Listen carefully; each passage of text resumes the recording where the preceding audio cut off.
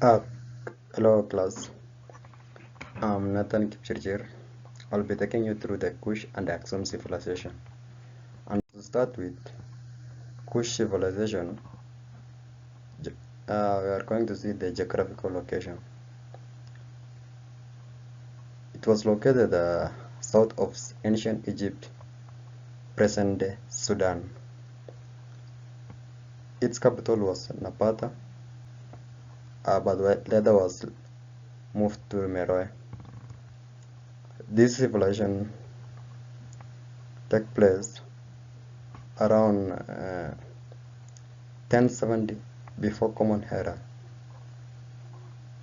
and ended around 350 during Common Era.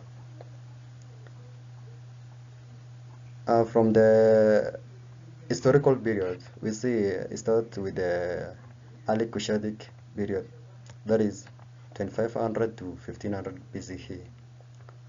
This period was saw the emergence of the kingdom of Kush as a significant power in Nubia. Follows the establishment of direct routes and the construction of monumental structures. The second period was the Middle Kingdom influence, 2000 to 1700 BCE. The kingdom became increasingly influenced by the Egyptian culture, including religion and arts. Trade between the religion flourished. The third period is during the Kushite dynasty, that is during dates of 1070 to 656 Common Era. This era marked the rise of 25th dynasty of Egypt, where Kushite, particularly under the king Pike, conquered Egypt and ruled as pharaoh. It is characterized by significant architectural achievements including pyramids in Nubia. The fourth one is Meroitic period, that is 300 BCE to 350 CE. Following the decline of Egyptian influence, the capital moved to Meroe. This period is noted for the development of distinct Meroic cultures, including its own writing system uh, and further advancement in iron production and trade. Now we come to the last, that is the decline. It happened during at the time 350 CE. The kingdom of Kush began to decline due to internal strife, invasion of Axumite, and economic challenges, eventually making it fall. Let's see on the factors for the development of the kingdom of Kush. The first one, we have the geographical position. Located south of Egypt, Kush had access to Nile River, which facilitated trade and agriculture. The fertile land along the river supported farming and provided resources for sustenance and trade. Rich natural resources. The Kush was abundant in gold, minerals, and iron, which was crucial for the trade, and economic prosperity. Availability of these resources attracted traders and facilitated commerce with the neighboring region. The third one is the cultural exchange with Egypt. The close proximity of Egypt allowed the significant cultural exchange. The Kushite adopted Egyptian writing, religion, and architectural styles, which helped them develop a sophisticated society. The fourth one, we talk of the military strength. The Kushite built a powerful military capable of defending their territory and conducting conquest, including the takeover of Egypt during the 25th dynasty. The ministry, the military bros established Kush as a dominant. The military powers established Kush as a dominant force in the region.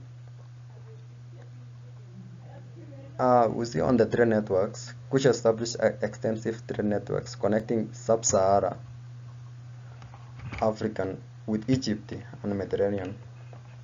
This trade brought wealth and fostered cultural exchange, further stimulating development. The last one, we have the political organization. The establishment of the central monarchy and effective governance allowed for the organization of the resources and mobilization of labor for construction projects, including pyramids and temples. From there we go to Axum civilization. We first see the location, its location. It was located in the right now its part was northern Ethiopia and part of Eritrea. The capital city of this kingdom was Axum. The civilization drifted from around the 1st century to the 17th century, becoming the major empire during this period.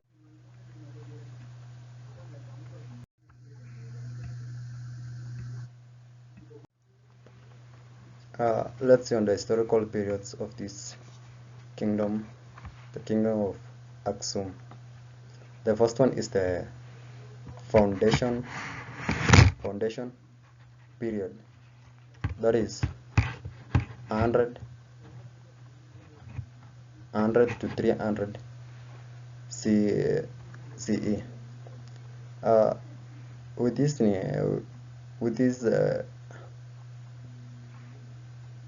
this period, we see the Axumite civilization began to take shape with the establishment of trade networks and the rise of Axum as a significant trading hub. This period saw the development of the Gen script and the early architectural structures. The second one, we have the Golden Age, that is 300 to 600 CE. Under King Ezana, the king of the kingdom, Axum reached its zenith, became a major power in the region.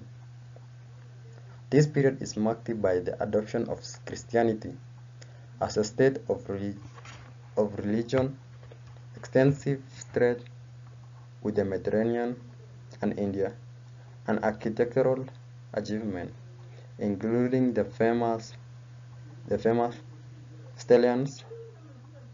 Stalia and Obelix.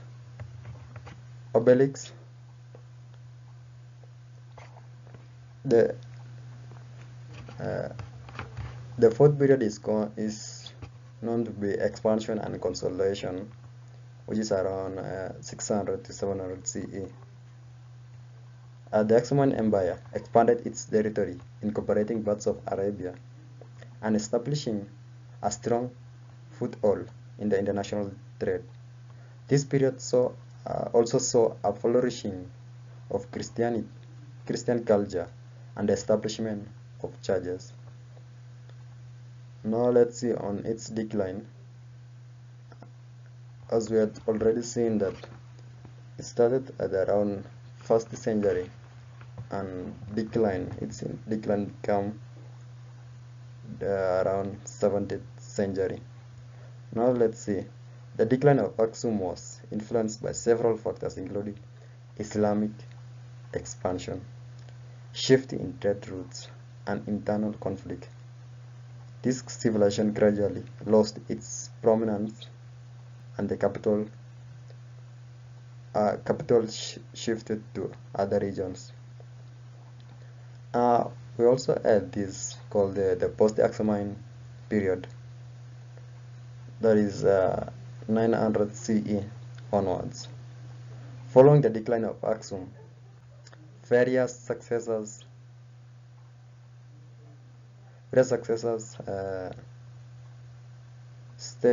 states emerged, such as Sakwe dynasty, which continued to promote Christianity and build rock hell churches in Lalipela.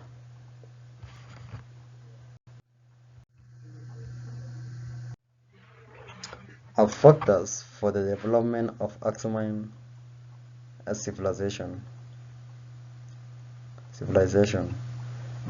The first one, we have the strategic location. Axum was located along the Red Sea, and its proximity to trade routes made it vital commercial hub.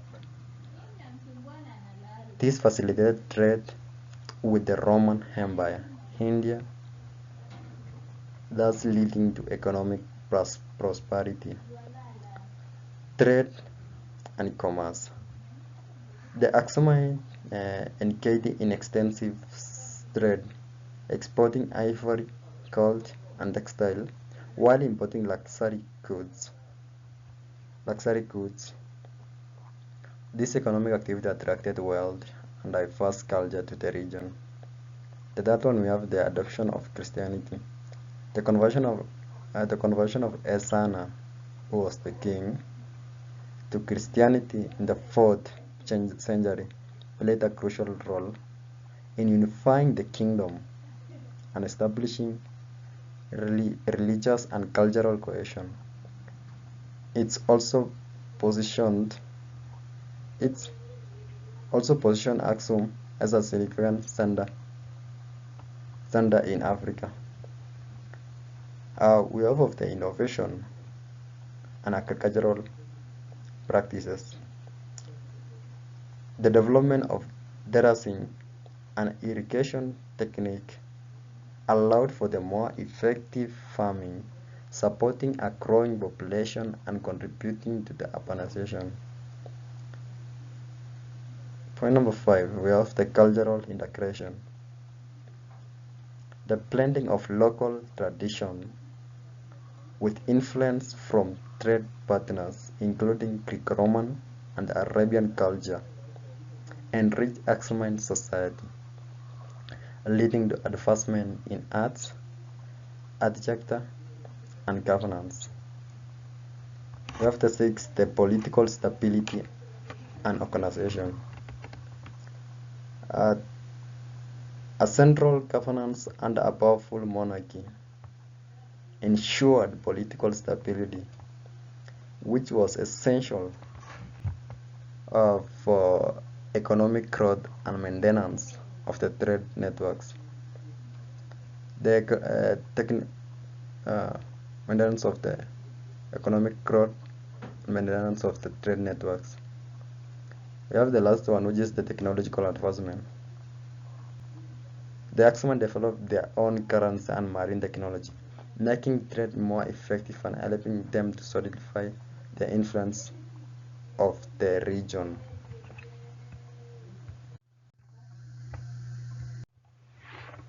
Now in summary, let's see about the both civilization, which is the Axum and the Kush civilization.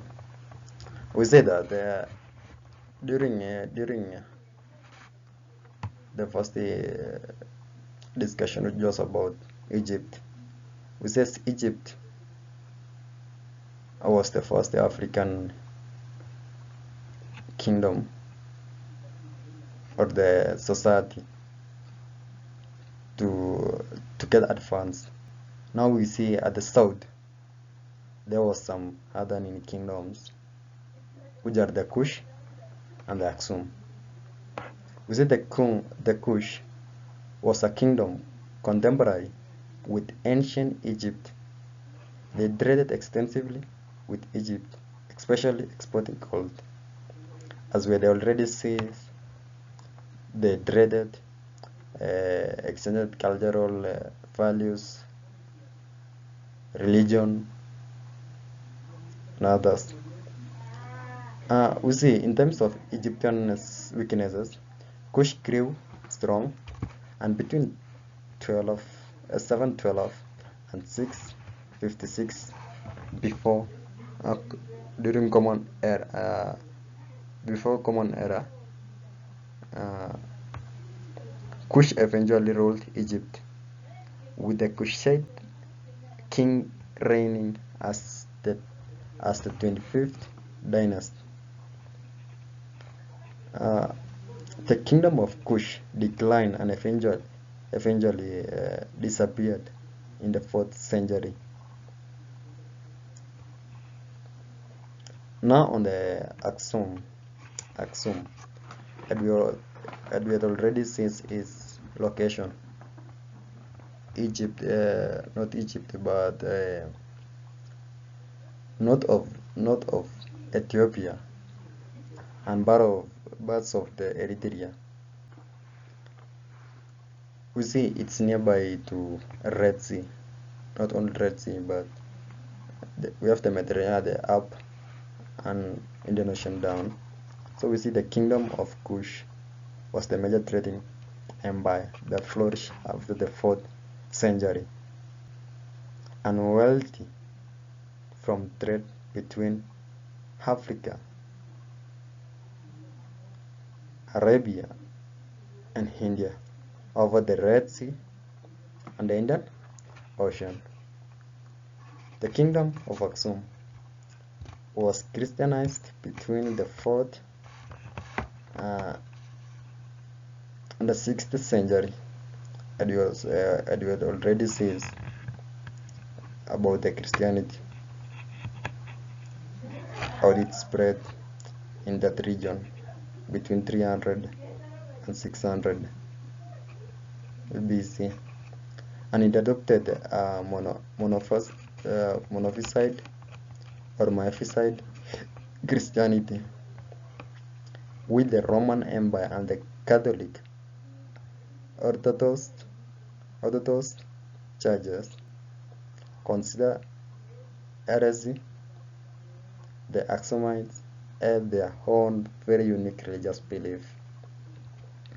Under the king of Galeb, the Axumites extended their control over the southern Arabia, but later, with the rise of Islamic and the Muslims Caliphate, Axum went a long slow decline, and we have already seen on the factors which